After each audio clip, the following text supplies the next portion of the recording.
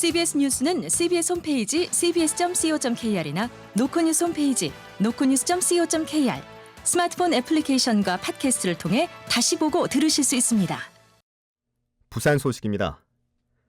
온라인에 익숙하지 않은 고령자들에게 불법 인터넷 도박 사이트를 보여준 뒤 마치 정상적인 투자 사업인 것처럼 속여 수십억 원을 받아챙긴 일당이 경찰에 붙잡혔습니다. 송호재 기자가 보도합니다. 몇 년 전 60대 여성 A씨는 지인 소개로 알게 된 40대 남성 B씨로부터 솔깃한 제안을 받습니다. 온라인 사업에 투자하면 안정적인 수익을 얻을 수 있고 최대 400%에 달하는 고수익도 보장한다는 말이었습니다.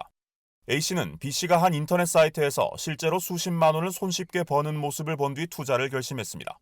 처음에는 수익금을 받았지만 시간이 지나면서 뜸해졌고 결국 수익은커녕 원금도 돌려받지 못하는 처지가 됐습니다. A씨는 경찰에 이를 신고했는데 확인 결과 비슷한 수법에 당한 피해자는 수십 명이 더 있었습니다. 수사에 나선 경찰은 B씨 일당이 A씨 등 고령의 피해자들에게 접근해 사기 행각을 벌인 사실을 확인했습니다. B씨가 투자라며 보여준 인터넷 화면은 알고 보니 불법 도박 사이트였습니다. 인터넷이나 온라인에 익숙하지 않은 고령자들에게 도박 장면을 보여주고 마치 투자 수익을 올린 것처럼 속인 겁니다. B씨 일당은 2021년부터 2년 동안 이런 수법으로 49명에게서 무려 57억 원을 받은 뒤 모두 탕진했습니다. 경찰 관계자입니다. 고령이 되놓으니까는 온라인상에서 일어나는 게임에 대해서 내용은 잘 모르고 화면을 보고 게임을 해가지고 그래서 이기면은 게임하는 사람이 돈을 벌게 되지 않습니까? 근데 배팅 금액은 나한테 주는 게 투자고. 부산경찰청 형사기동대는 특경법상 사기와 유사수신행위법 위반 혐의로 B씨 등 3명을 구속했습니다. CBS 뉴스 송호재입니다. 올해도 해상운임 고공행진 기조가 이어질 것으로 예상돼 지역 수출기업의 물류비 부담이 급증할 전망입니다. 여기에다 국내 정치 불확실성과 트럼프 행정부 출범 등 대내외 여건이 악화해 수출 경쟁력을 확보하기 위한 정책 지원이 필요한 상황입니다. 김혜경 기자입니다. 부산상공회의소가 지역 제조기업 275개사를 대상으로 물류비 실태를 조사했습니다. 부산은 매출 대비 물류비 비중이 10%가 넘는 기업이 32.4%에 달해 해상운임 급등에 직격탄을 맞는 곳이 많은 것으로 나타났습니다. 전체 물류비에서 해상운송이 차지하는 비중이 50%를 넘는 수출기업의 경우 해상운임 급등 전인 2023년 말과 비교해 부담이 더 늘었다는 답이 48.2%로 절반 가까이 됐습니다. 높아진 물류비로 인한 직접 피해 사례로는 납기 지연과 변동이 29.5%, 채산성 상실에 따른 수출 포기가 28.0%로 나란히 높게 나타났습니다. 이어 원부자재 조달 차질, 재고 관리 비용도 부담된다고 답했습니다. 해상운임 부담 완화를 위해 가장 필요한 지원 방안으로는 직접적인 수출 물류비 지원이 76.7%로 가장 많았습니다. 또 물류창고 등 보관 지원, 터미널 반입일 연장, 컨테이너 확보 지원도 필요하다고 했습니다. 부산상공회의소 전종윤 과장입니다.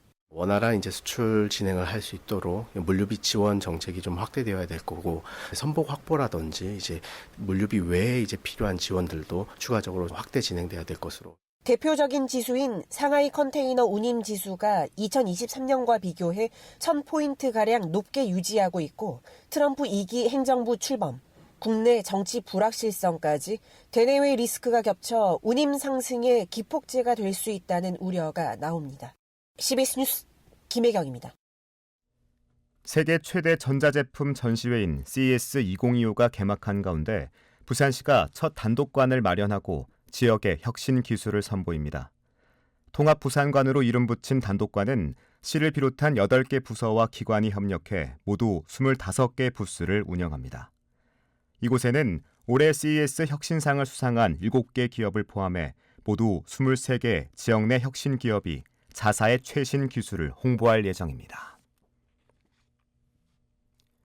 더불어민주당 내 친명 조직인 더민주 부산혁신회의는 오늘 오전 부산시의회에서 기자회견을 열고 박형준 부산시장과 국민의힘은 12.3 내란 사태 옹호와 윤석열 대통령 체포 방해를 즉시 중단하라고 촉구했습니다. 이들은 박 시장이 지난 6일 국민의힘 소속 시도지사들과 함께 윤 대통령 체포 중단과 탄핵 소추안 재의결을 요구하고 같은 날 국민의힘 박성훈, 정동만 의원이 체포영장 집행을 막기 위해 대통령 관저에 들어가는 등 묵과하기 어려운 지경에 치닫고 있다고 비판했습니다. 그러면서 비상계엄 선포를 막고 해제를 위해 국회로 달려갔어야 했던 사람들이 내란 우두머리를 지키려는 모습에 통탄하는 부산 시민에게 지금이라도 사과하라고 강조했습니다. 제주항공 참사 원인으로 조류 충돌이 꼽히는 가운데 무한항공과 김해공항의 조류 충돌 예방위원회에 조류 전문가가 포함되지 않은 것으로 나타났습니다. 부산지방항공청이 관할하는 김해, 무안, 여수 등 8개 공항의 조류 충돌 예방위원회 가운데 조류 전문가가 위원으로 있는 곳은 단 한 곳도 없는 것으로 확인됐습니다. 김해공항은 지난 6년 동안 조류 충돌 건수가 지방 공항 중 가장 많았지만 조류 전문가는커녕 야생동물 관련 전문가도 포함되지 않아 사실상 위원회를 방치한 것이 아니냐는 지적이 나옵니다. 오늘 오전 10시쯤 부산 수영터널 망미 방향 도로에서 트레일러 차량이 앞서가던 승용차를 들이받으면서 오중 추돌 사고로 이어졌습니다. 이 사고로 승용차 운전자 등 5명이 경상을 입었고 일대 교통 정체가 빚어졌습니다. 경찰은 음주 상태의 운전자는 없었던 것으로 보고 정확한 사고 경위를 조사하고 있습니다. 살인미수 피의자에게 불법 면회를 제공한 혐의로 기소된 경무관들에게 징역형의 집행유예가 선고됐습니다. 부산지법 동부지원 형사 4단독 이범용 판사는 전 경남경찰청 A 경무관과 전 부산청 B 경무관에게 각각 징역 4개월에 집행유예 1년을 선고했고 과장시 경정에겐 벌금 1,000만 원을 선고했습니다. 이들은 지난 2023년 8월 해운대경찰서 유치장에 있던 살인미수 피의자를 시 경정 사무실로 불러내 부적절한 면회 기회를 제공하도록 한 혐의를 받습니다.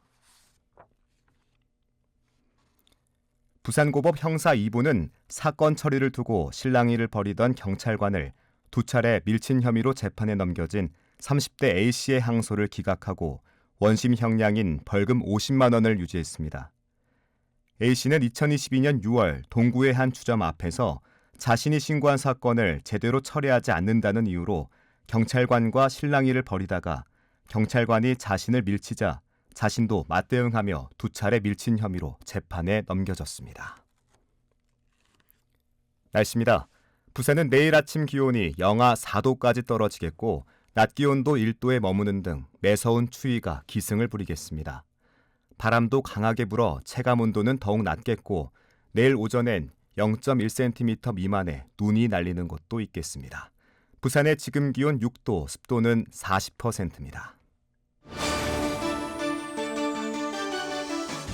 부산 CBS 저녁 종합 뉴스를 마칩니다. 지금까지 진행해 엔지니어 차유진, 기자 박진홍, 아나운서 국재일이었습니다.